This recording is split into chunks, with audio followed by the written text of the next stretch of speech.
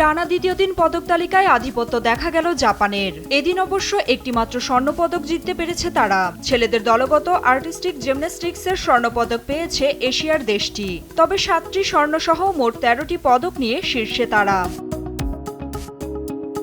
চতুর্থ দিনে সাঁতারে ছিল বেশ কিছু ইভেন্ট, যেখানে পুলের রীতিমতো ঝড় তুলেছেন সাঁতারুরা।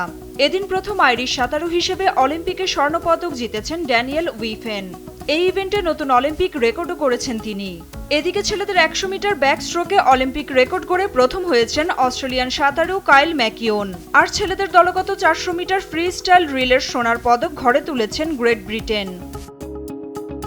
এদিন সবার চোখ ছিল নারীদের দলগত জিমন্যাস্টিক্সের ফাইনালে, কারণ এটাই যে ছিল যুক্তরাষ্ট্রের জিমন্যাস্টিক্সের মহাতারকা সিমোন বাইলসের প্রত্যাবর্তনের, যেখানে তার দুর্দান্ত পারফরমেন্সে ভর করে ইতালিকে পেছনে ফেলে গোল্ড মেডেল গলায় তোলে যুক্তরাষ্ট্রের মেয়েরা।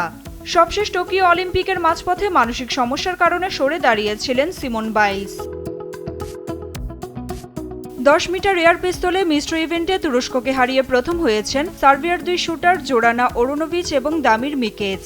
আর ট্র্যাপ শুটিংয়ে সোনার পদক গেছে গ্রেট ব্রিটেনের ঘরে। এছাড়া টেবিল টেনিসের মিশ্র দ্বৈতে উত্তর কোরিয়াকে হারিয়ে শ্রেষ্ঠত্ব প্রমাণ করেছে চীন। নাফিয়া ফারসানা, স্পোর্টস ডেস্ক, দেশ টিভি।